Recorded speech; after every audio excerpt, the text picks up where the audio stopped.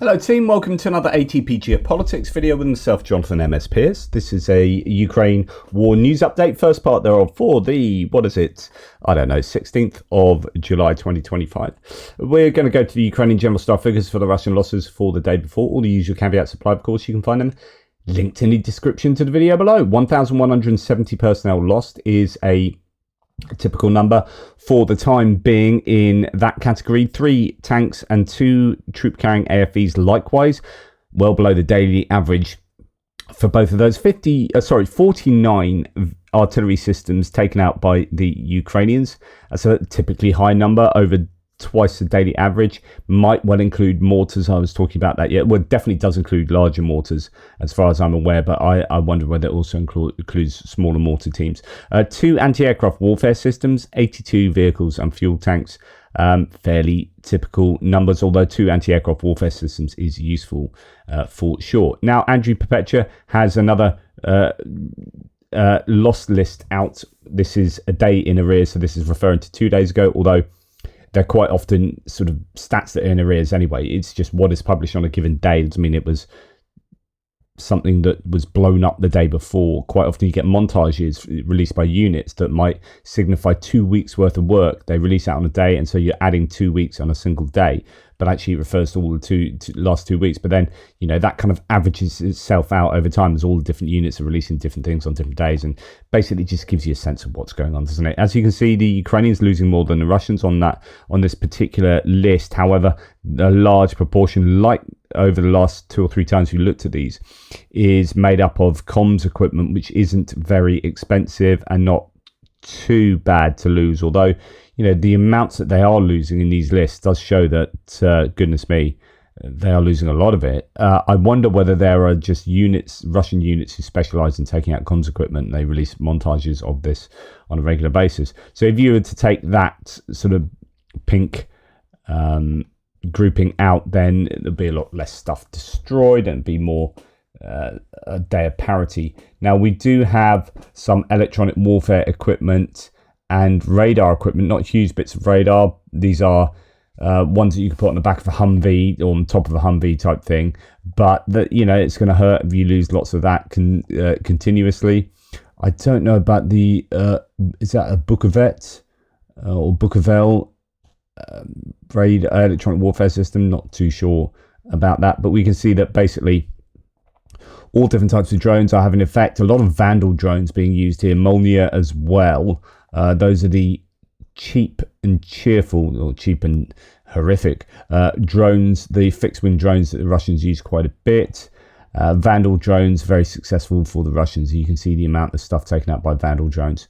The occasional Lancet drone in here for a radar. I looked that up yesterday, and that was that the Israeli produced, 3 disc radar.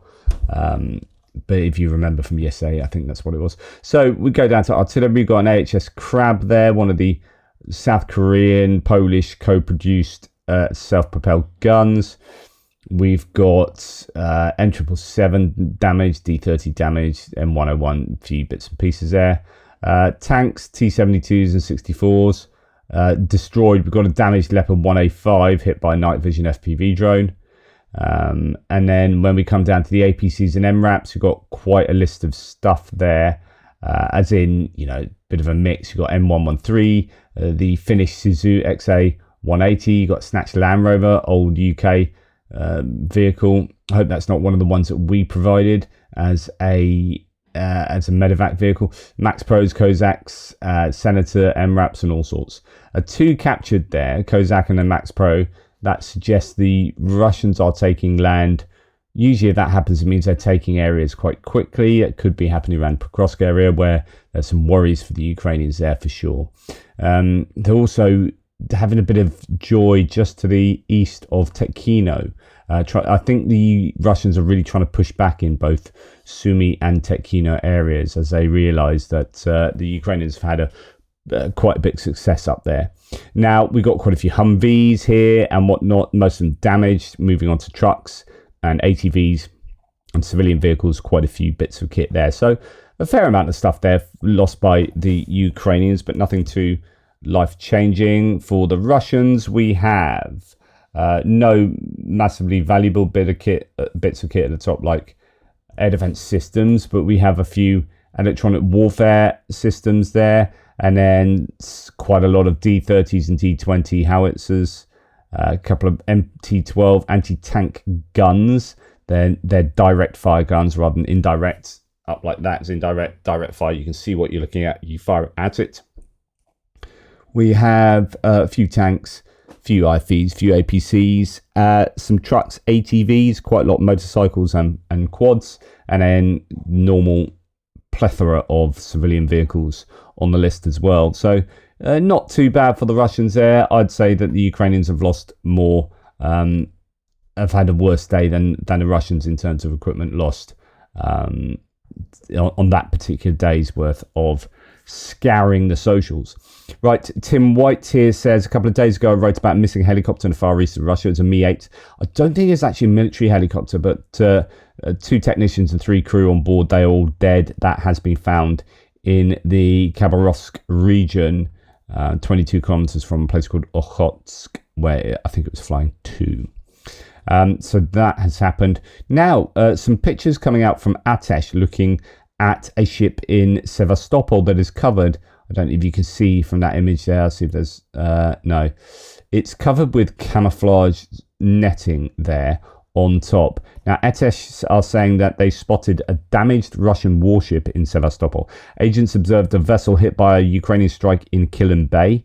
Camouflage nets cover blast damage, tugs assist, water is pumped out, hull number is painted over. Was at the 13th shipyard during the strike. So I don't know when this refers to, but it looks like a Russian warship has been damaged and is in a bit of trouble and has been taken to Sevastopol to get fixed up. So that has been spotted. Operators of the 8th Special Operations Forces Regiment used strike drones to destroy a modern and rare Russian remote mine-laying engineering system known as Zemledelie. And I don't know if this is the same footage or same reference to one I talked about the other day that was hit. Designed to create minefields, so it throws off mines into fields nearby. Of course, that was going to happen.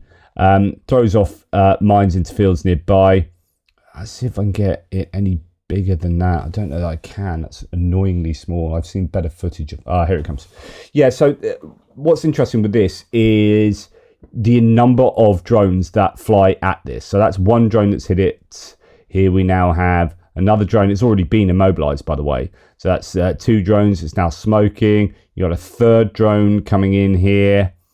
And that has a pop at it.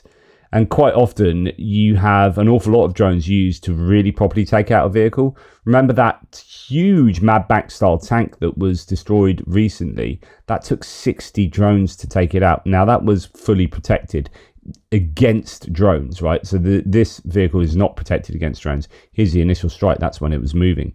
But it's very important to take this out because obviously mines are a real issue for both sides.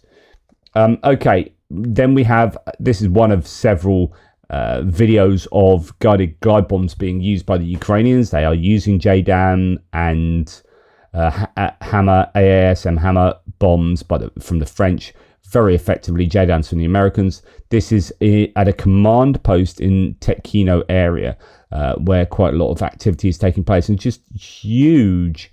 Well, first of all, this is a pretty sizable building that they're attacking, right? And then you just get to see how effective these weapons can be. And bosh, that is the whole corner of that large building taken out. The claim I've seen that you got 2 guided bombs taking a shot at that, but I don't know. I only see the original hit and then destruction of the building gradually increasing as it kind of falls. But they are using those guided glide bombs every single day and releasing so much footage of them. Right, Ukrainian intelligence report the destruction of a Russian recon team and their Skat 350M. Scatman John there. Ski or whatever. Drone near Tokmak, shut up, piss. Zaporizhia. A UAZ 452 vehicle carrying 2 specialists and the drone was blown up, disabling equipment used to locate Ukrainian positions and adjust artillery fire. It's really important when these get taken out, these drone operators and drones. I guess I don't know how long it takes to train such operators, but it's obviously going to be useful to take out both drone, vehicle, and the specialists. 2 specialists being taken out. You are taking out expertise. Now, the analyst talks about it. I had a bit of a spat with Bertold on the threads because he said, you said that they're using these to storm these UGVs, unmanned ground vehicles, to storm Russian points. And I said, look, I've looked at the bit where I was speaking about this. I didn't say that at all. And actually, it's a later part where I was quoting an Atlantic Council article. So remember, I read out a lot of stuff, and what I say isn't always like my thoughts or my claims. They're the claims of the people I'm reading out, and I read out Russian stuff. It doesn't mean that I believe the Russian stuff, right? So maybe I need to be more careful with saying I don't agree with this, or I wouldn't have chosen that word. But actually, what I was just trying to be accurate about, look, what are you arguing against what I said? I didn't say that, blah, blah, blah. Anyway, whatever. The idea is that there are some who are claiming that UGVs are storming Russian lines, and that word has been used a number of times. Bertold was saying, look, I just don't see the future of UGVs, unmanned ground vehicles, being,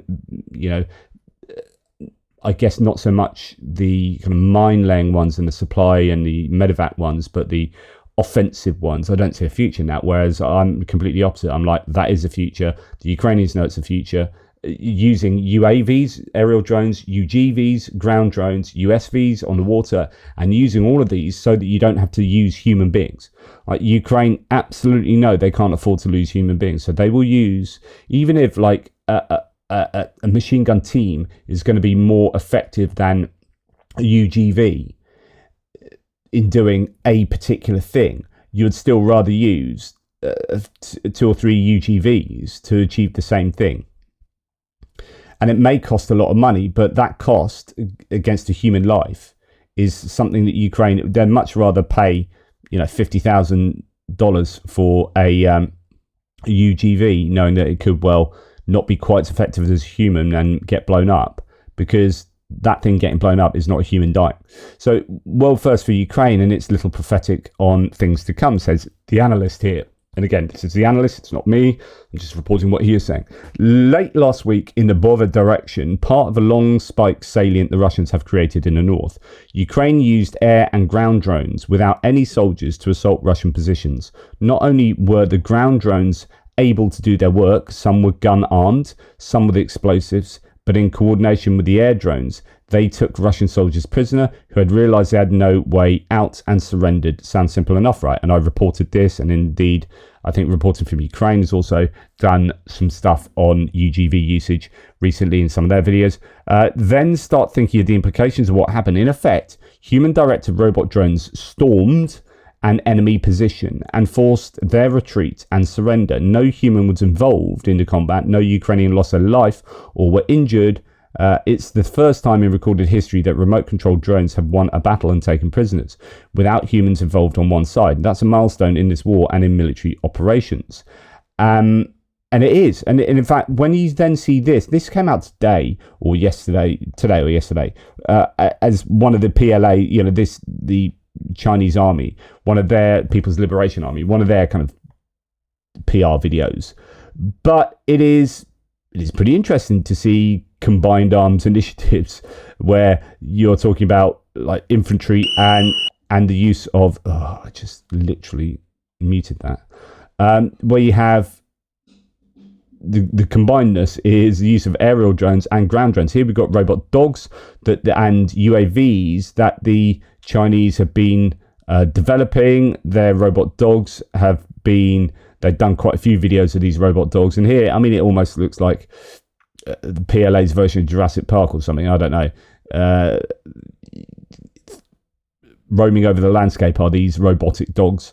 But yeah, this is going to be the future because you don't have to lose human lives. That's certainly the calculation the Ukrainians are making at the moment, which is how do we overcome our problem of... So how do we overcome our problem of not having enough people? And then the challenge of defending areas with not enough people, was using our tech advantage that we have in terms of innovation and the amount of support that we can get from the West. Now, the West aren't going to provide us, or allies aren't going to provide us with boots on the ground. So how can we replace boots on the ground with stuff so that we can both defend and even, on occasion, attack? You will just see it more and more. Now, I showed you a picture of another drone using solar panels to recharge itself. A few of you are saying that it's never going to be able to generate enough power to blah, blah, blah. But I think what these sort of things do, and they obviously do generate enough power to do something, right? Otherwise, it wouldn't exist. So in one of the directions, a Russian drone with a solar battery was spotted. This was on standby mode for further attack. So my guess is you fly it to a position, and then rather than have the battery drain out over like 2 days, as it's consistently sending a signal back to the operator, it's basically in standby mode, but it will still drain the battery. So this kind of recharging, I guess, will allow it not to drain. So you fly it to there, it's still got enough power to fly around the area, but rather than lose all of that power by sitting there for 2 days, you kind of switch it into standby mode. It recharges enough so that it doesn't lose any battery, and then when you need to use it at a later point, then you can take off and use the rest of the battery, something like that. But they're evidently using solar panels to do something functional for those drones. Right, here we have distance strikes, and there was another night of a huge Russian attack. So 401 drones and 400 drones and one ballistic missile. This kind of M missile. The missile was sent, not shot down, so that got through, and quite a lot of drones appear to have got through. We are talking 57 drones out of 400.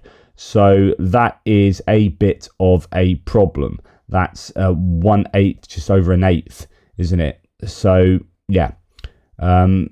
Quite a large amount of drones getting through. While Trump says Ukraine should not hit Moscow, Putin keeps attacking Kyiv and other large Ukrainian cities. Another massive attack overnight. 255 was Shahed drones, and then the rest were other types of drones. But yeah, 343 out of 400 taken out. Hitting 12 locations, the Russians with their 57 drones and one missile.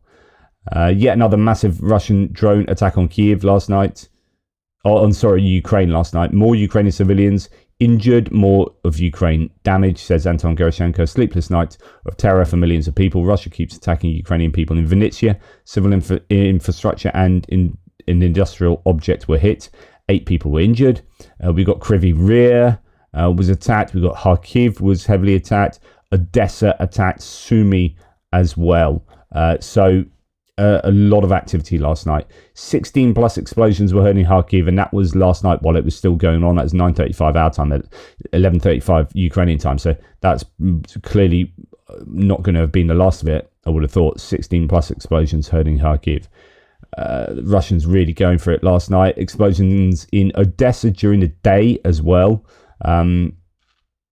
So Tim White says it happened on the coast. Most could see the smoke, but officials have not given details of what or where it was hit. I think this is quite routine. I think the Russians are hitting an awful lot of Ukrainian stuff that the Ukrainians would not want hit, and they are hurting, particularly in aviation at the moment. We'll come to that in a second. Let's just go through Tim White's thread on what took place in terms of the strikes overnight. I'm just refreshing it in case there's any extra information. So the last region targeted and suffering most injuries was Vinnytsia. It's already getting light when the last of the Russian drones smashed into the city. 7 people have been injured. 5 have burns. 2 injured in Vinnytsia in serious condition. 28 drones were fired. 18 shot down. The strikes were mainly at industrial infrastructure with a big fire at once. So industrial infrastructure means making stuff for the military industries, I would have thought. You get residential buildings hit as well, but I think essentially the Russians are going for the military industrial complex. We've got Kryvyi Rih was also hit. It was the biggest ever attack on the city in Dnipropetrovsk, so on Kryvyi Rih in terms of objects fired. businesses and infrastructure were hit. So a drone swarm there. The attempted attack on Russia on Odesa region seems to have largely been thwarted. Both naval units and F-16s were used around Ishmael. So Ishmael's on the Danube River, very close to, well, it is the Romanian border, the Danube River there. So Ishmael was under a heavy attack. One open fire broke out, presumably from debris. No serious damage reported at that point. Russia fired 16 drones. Oh, it was 16 drones at Kharkiv. Authorities haven't updated details this morning, nor released new photos of damage in the Kyivsky district of Kharkiv. But I found this new video of one of the explosions. 3 people were injured there. Then he goes on to say, no, actually, it just talks about here some attacks by Ukraine on Holivka in the occupied area of Donetsk, but no other news in terms of other strikes. Now, as Jim Sciutto from CNN says, US policy is now effectively 50 more days of this. So as the day progressed yesterday, and as the time after Trump made his remarks the day before has elapsed, I think most people have been rather similar to me, which is that people have been less and less impressed by Donald Trump's $10 billion, and I don't even want to call it, some people call it an aid package. It's not. It's deciding to sell stuff to another country. It's foreign military sales to third-party countries that end up giving their stuff to Ukraine. They're buying it to restock. So he is essentially allowed the US to sell stuff to other nations to restock their cupboards.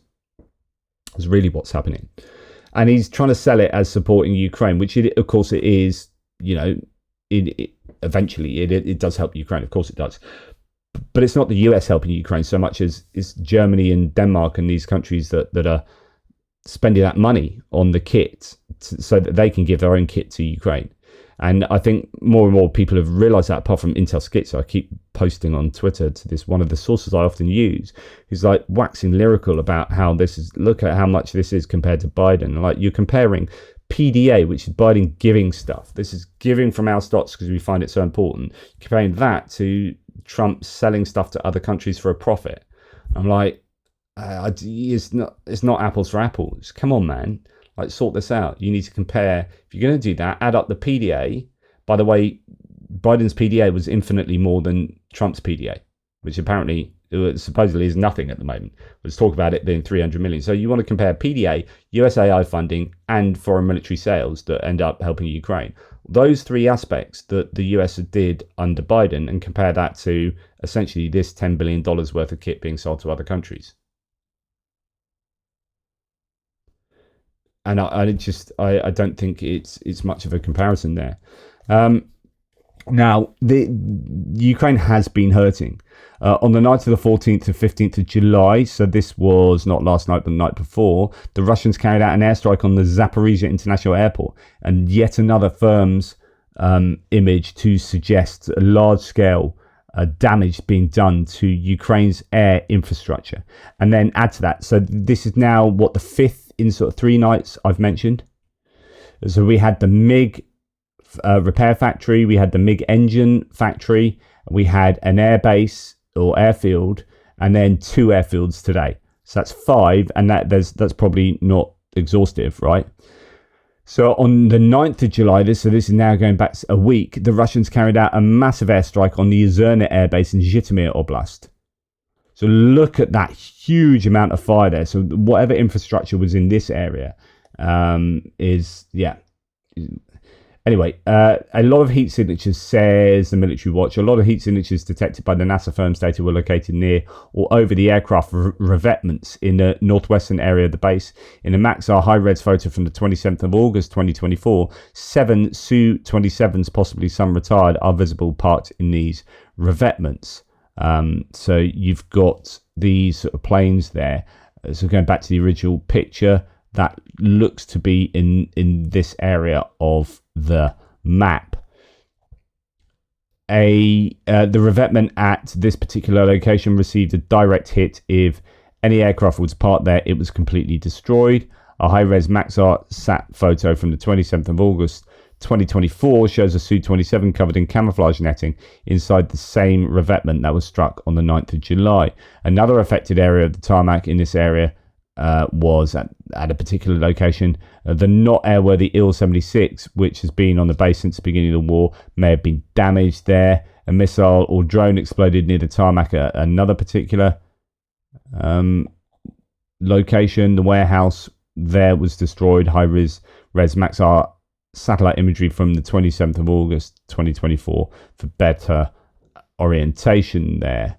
I've not looked at these closely enough, but suffice to say that the Russians have been really aiming at the Ukrainian air assets and infrastructure.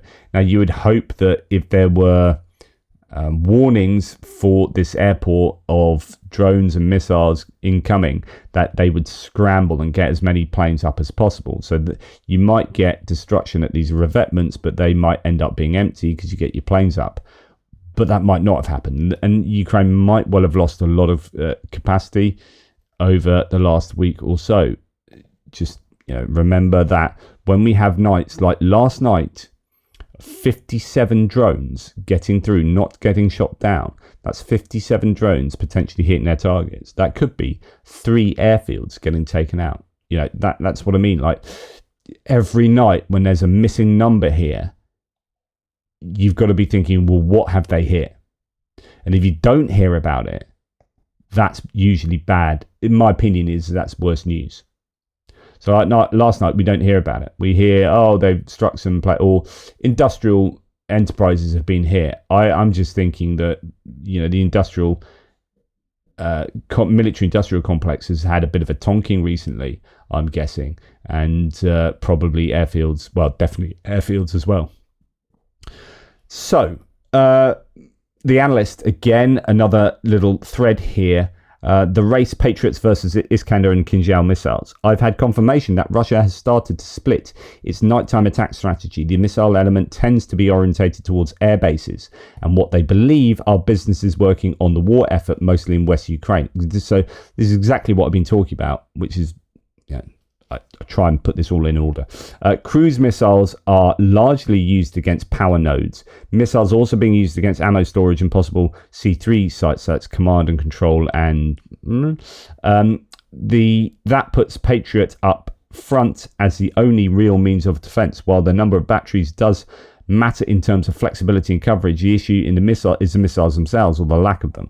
Russia is increasing Iskander ballistic missile production. While it gets other missiles from allies, the Iskander is accurate and reasonably cheap to produce within a certain context. The PAC-3 missile that shoots them down is produced at about the same volume Russia can make Iskander, at about 500 per year. RTX, who make the PAC-3, are straining to produce 500 this year and expect to reach 750 by 2027. Another 250 per year will be made in Spain and a similar number in Germany by 2027. The problem is demand. Ukraine can use over 10 per night on a heavy attack dealing with Kinzhal and Iskander. That chews through annual production inside 2 calendar months of heavy attacks. However, Russian production can't keep that level of attack going every night. It's easier to produce an Iskander than it is a PAC-3. We know, this is me now speaking, we know that they have supposedly, we don't know, the Ukrainian intelligence has claimed that the Russian ballistic missile inventory has halved since May. So yeah, they are using a lot of ballistic missiles, but they are using them beyond the amount that they are are manufacturing them. Anyway, the recent crisis of the US holding back missiles was started after the Iranian attack on US forces in Qatar, where apparently Patriot missiles were liberally used to defend the site. If it put US stocks below the 25% ideal requirement line, and exporting more was stopped regardless of the impact on Ukraine. The simple fact is more productive factories and higher production rates are needed one way or another. The US needs to satisfy its own demands, and European build needs to be more ambitious and sustainable more quickly. Japan too needs to build more to avoid needing US stocks. As usual, training staff is a problem. More of a problem is the supply chain of sensors, control modules for the the missiles, along with producing rocket motors, bodies, control vanes, propellant, and a myriad other components. The PAC-3 is a contact target missile as an incredibly sophisticated system. The PAC-2 was larger and used proximity explosives, but had a lower kill rate. So it explode kind of in front of an incoming missile, and all that kind of shrapnel, that's how I understand it, would then take out the missile.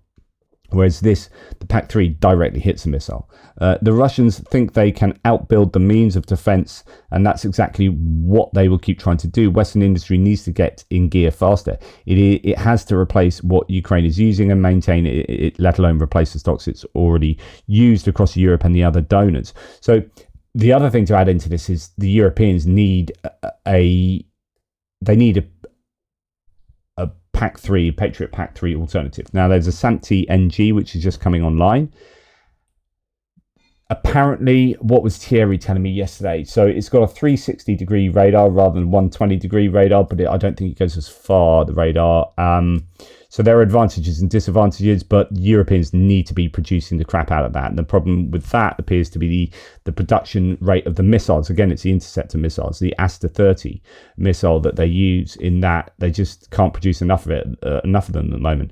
There needs to be a licensed production of all these things. That's what you're hearing about Germany and Spain there. Japan have already been producing interceptors for the Patriot previously anyway, but yeah, the Ukrainians need as many as they can get. Right, Mariupol.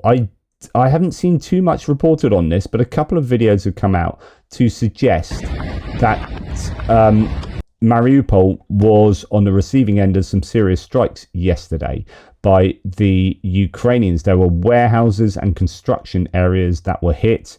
I don't know how much of this is a result of kind of like fires of vegetation and how much is, from the actual target getting hit and whatnot. But yeah, it appears that the Ukrainians were putting some focus on Mariupol here. Let's have a look what was actually said about this. So here, Mariupol, our home city, said Sean Pinner, was paid a surprise visit today. Rosgvardia garages, so these are the kind of riot control police garages, but they were heavily involved in the initial invasion. And the occupiers' construction base, packed with dugout materials, went up in flames. So some strikes on Mariupol having success there for the Ukrainians. Now, Trump says Ukraine should not target Moscow, according to Ukraine. This is what Trump said yesterday when he was asked. This is the problem when things get leaked out and reported on. It's quite exciting for media to report on. Well, Trump apparently said this to Zelensky. So he said, why haven't you struck at Moscow and why haven't you struck at St. Petersburg? And I reported on that, but it was already out in the mainstream media then. But I wonder how useful that is, because then what happens is the media have something juicy to ask Trump about, and then they corner Trump. You see this with any world leader and about anything. So as soon as something's out in the public, they then get hit with questions that actually, in terms of war particularly, you don't want to be asked these questions because you're going to be forced to give an answer that is uncomfortable. And so you end up denying something. And this isn't Trump's fault here. This is a fault of stuff getting reported on that really shouldn't be reported on. Secret conversations between Zelensky and Trump. Now, I don't know how they get out, but they get out. And so Trump almost certainly said, because he doesn't really understand the war that much, why haven't you struck Moscow and St. Petersburg? You should struck Moscow and St. Petersburg. To which apparently Zelensky says, I would if we had the missiles. And so that puts an idea in Trump's head. Then he goes and allows a bunch of missiles to be sold to Ukraine, but none of these long distance missiles at the moment, although there are different claims about ATACMS possibly going on the way to Ukraine. But then reporters are like, so you mentioned Moscow, blah, blah, blah. This is what they said to Trump at the press gaggle. Do you think that Ukraine should be hitting Moscow? And of course, he's now in a position where he can't be escalatory. So he can't say, yes, I think they should hit Moscow, even though in his head he's probably like, yeah, hit Moscow, put them under pressure. But he can't say that in public because that's escalatory. So then he has to come out and say, no, I don't think they should hit Moscow, which then puts Ukraine under pressure, because then it's like, the president said we shouldn't hit Moscow. So then when they do hit Moscow, Trump has something to attack Ukraine with. Like, well, I told you shouldn't have done that if it gets too controversial. So this is all coming from the fact that that conversation was initially reported on. Now, if that was never reported on, what you just go and do is you do your thing, and then you litigate for it afterwards. So you strike, and they've already been striking Moscow, right, with certain drones. But I just think none of this helps. And there was an analysis I saw this morning, which was like, this is all a bit of a damp squib, because basically they're being sold a bunch of stuff, but Moscow's still going to be striking Kyiv, and Kyiv's going to still be striking Moscow, and nothing's changed. And we'll have that for 50 days. Bish, bash, bosh. There you go. Oh, well. But anyway, Ukraine Battle Map says, Trump says Ukraine should not target Moscow. So Russia can launch thousands of missiles and drones at Kyiv and every city in Ukraine, but Ukraine can't respond and target military targets in Moscow. He's so weak. Putin continues the war because of such protection from the West. It's difficult. I do understand why Trump would not want to say, yeah, they should target Moscow. But in secret, you'll be like, yeah, blow the crap out of it, military targets and whatnot. But yeah, you should be striking Moscow, no problem. Now, talking about Moscow, it has had some insane floods over the last few days. Really bad. I've seen like car parks, underground car parks, where you're driving through them and water is just pouring in on top of these cars. I mean, just really heavy flooding. Storms have gone through quite a lot of Europe, and there were floods in, I think, Lviv as well recently, and other places in Ukraine. But here we've got Moscow being badly hit. Must be all those chemtrails, right, Marjorie Taylor Greene? It must be all those cloud seeding. I mean, all floods over all of time have been from cloud seeding, right? Even before planes were in existence. Anyway, Ukraine's HUR reportedly hacked Gaskar Integration, a top drone supplier to Russia, accessing 47 terabytes of drone production data and deleting 10 terabytes of backups in the cyber attack. That sounds like pretty good to me, pretty good outcomes to me. And the Ukrainians hitting the Russian drone production there with a cyber attack. Now, I've talked quite a lot about Wagner being, and their equivalents, or what they are now called effectively in Africa Corps, having their way in all of these countries in Africa. Well, actually, they've been quite active, apparently.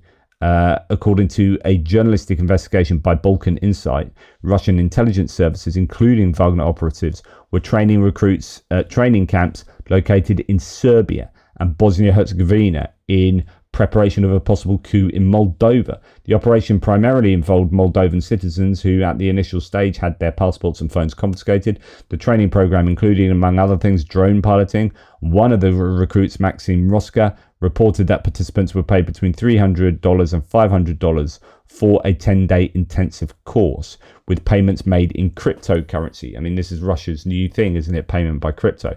Their objective was to disrupt the 2024 presidential elections.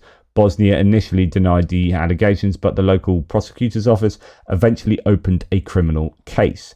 This is Russia getting involved in, well, all over the world, Africa, Europe, in really malignant ways. Right, Kyiv Independent says an American who spied for the Kremlin from inside Ukraine has now received Russian citizenship. This is Daniel Martindale, an American who secretly provided intelligence to the Kremlin while living in Ukraine. He was provided citizenship yesterday in a televised ceremony. So the Russians loving that. That's a bit of a PR coup. Now we have some imagery here of the ongoing construction taking place in Ukrainian defensive lines. This is quite important stuff.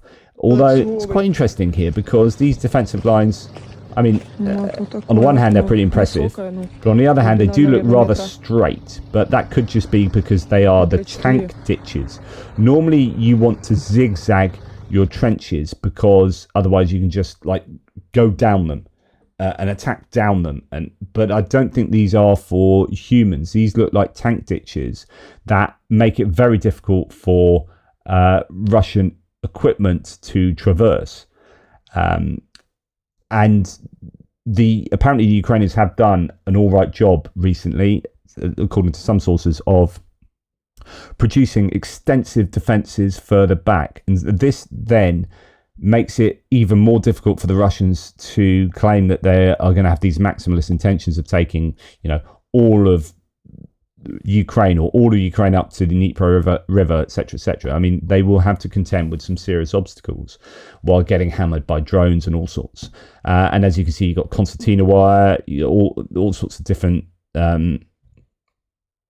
aspects of defensive fortifications laid out there.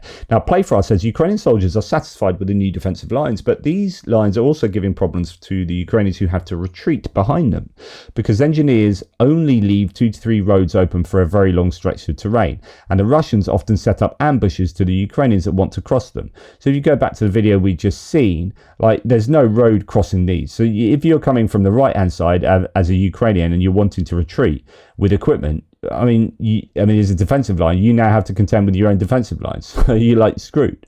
So you need a road to get your stuff through, but then that road becomes an area where the Russians can get their stuff through. So this road that you're standing on here is only one in, I don't know, quite a long a long distance, right? That's good defensively, but it's not very good if you're trying to retreat. And then the more of these you put in place, the more the Russians can use them. And then the fewer you have, the more they become choke points and the Russians can attack them. And that's your dilemma. So the Russians often set up ambushes that'll be, I assume, drone ambushes on the Ukrainians that want to cross them, effectively turning it 180 degrees for a little while. So these defensive fortifications become the problem for the Ukrainians. But he also stresses that the benefits still outweigh this and that they should keep digging a lot more. And that's coming from a Ukrainian soldier there. What else? Confirmed reports from flight radar indicate that a NATO AWACS aircraft has entered Ukrainian airspace for the first time since the start of the war. This needs to be happening. The NATO forces need to be supplying way more imagery and radar intelligence for the Ukrainians inside Ukraine. Having an AWACS in Ukraine, that's great news. Flying over the Zakarpattia region late at night, the AWACS took off from Germany and flew through Poland, Ukraine and Romania, heading toward Turkey. Of course, they need to make sure that they're not going to get shot down by Ukrainian air defences. Right, moving on to just a last couple of bits on Donald Trump, what he's been saying at all these different press gaggles that he has, usually standing underneath the engine of a big aircraft. They're already being shipped. From what countries? They're coming in from Germany and then replaced by Germany, and in all cases, the United States gets paid back in full. So in all cases, the United States is paid back in full. So he keeps hammering that we are not giving anything away. We're getting paid in full for everything. They're already going from Germany. So Trump said the first Patriot missiles are already being shipped to allies. Journalists asked the US President at Andrews Air Force Base about the delivery timeline for the first Patriot missiles. They're already being shipped. Now, this is different to what Boris Pistorius, the German defense minister, said yesterday. As Malcontent News says, this is the opposite to what Pistorius said yesterday. If the administration had been more transparent and truthful in the last 6 months, I could be convinced that this was an information warfare campaign. I'm more inclined to believe Washington has no clue what's happening between the White House, DoD and state. That last statement, honestly, I think is so freaking true. I don't think Donald Trump's got a clue whether Patriot missiles and systems, he said 17 Patriot systems, I think. And everyone was like, what's going on here? 17 Patriots, that's insane. Trent Telenko was talking about this yesterday. Now, he should know bloody better. Right, he's deep in this war, and although he's very pro-Republican and anti-Democrat, it's ridiculous to say, well, Trump's giving 17, they could be coming from here. No, he's announced a 10 billion foreign military sales package, right? 17 Patriot systems, they're about $1 billion each, right? No one's giving $17 billion worth of kit here, especially when it's including supposedly all this other stuff like the interceptors and 155mm ammunition. So 17 bits of Patriot, 2 to 3 Patriot batteries is basically what's been, I think, broadly understood here. But the Germans are saying, no, it's not going to come for some time. And then you got Trump sounding off last night saying, yeah, they're already getting it. They're shipping it now. So what's going on here? Are the Germans telling the truth or the Americans telling the truth? Is Trump just blathering on about stuff he doesn't know? I'd say the latter is the most probable. Malcontent news, I think, is broadly correct here, because judging by the chaos that's been going on between the DOD, the State Department and the White House, like, I'm pretty sure the left hand doesn't know what the right hand's doing. So I could be convinced that this was an information warfare campaign, but I'm more inclined to believe that Washington has no clue what's happening between the White House, the DOD and the state. Yeah, absolutely. Absolutely. Now, I found this fascinating. So Wall Street Journal reported that after seeing footage of Russian airstrikes on Ukrainian cities. So again, we go back to, honestly, this is so important. This is so important. This information fits into my theory that Trump doesn't know what's going on. Again, go back to the last snippet. He doesn't take intelligence briefings. If you're not taking intelligence briefings, you're not going to know what's happening in Ukraine. We heard 2 days ago that Melania Trump was giving him the intelligence briefings and what was being hit. And I go back, I have a phone call with Putin. So he has no intelligence briefings about what's going on in Ukraine for the phone call.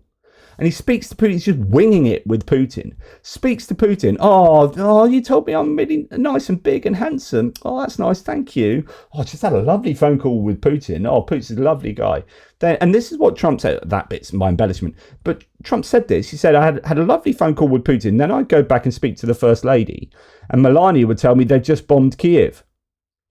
What the frick is Melania Trump doing being your intelligence officer? Your national security advisor? Why are you not being told that by, I don't know, Mike Walls? Oh, because you sacked him or he resigned. Why are you not being told that by Marco Rubio? Why are you not being told that by John Ratcliffe? Why are you not being told that? Why are you not taking intelligence briefings? So we already know, we've already got a pretty good understanding that he doesn't know nearly enough about this war, and he's not taking intelligence briefings. And then you add another piece of the jigsaw here from the Wall Street Journal. After seeing footage of Russian airstrikes on Ukrainian cities late on July the 11th. So then he finally does see some footage. But the point is that footage on July the 11th is exactly the same as footage that's been going on for 6 months and for 3.5 years, right? This isn't anything new. The Russians have done nothing new in July, apart from sending more drones. There's just a difference in scale in some of the attacks, but it's nothing new. Trump, after seeing some footage, he's like, oh my goodness, this is terrible. He called Friedrich Merz on his cell phone, to express frustration over Putin's continued assaults on his smaller neighbour. Duh! It's like 3.5 years they've been doing that, mate. He's not taking briefings. Merz was surprised. Yeah, that's why we had NATO meetings. It's literally why we've been meeting, because this has been going on for what do you think we were talking about? What? Why do you think we were? What? Jesus, wet man. So Merz was surprised, but quickly realised Trump had lost patience with the Russian president. 6 months behind, Trump said he was now ready to accept an offer Merz had made days earlier. So Merz had said, look, we're ready to buy stuff. Trump had been like, yeah, not bothered really. Then eventually saw some stuff. Maybe he's watching CNN. So, oh, God, that's bad. Have you seen what's going on in Ukraine? Putin's bombing Kyiv. Yeah, that's his exactamente what's going on, matey. It's not German.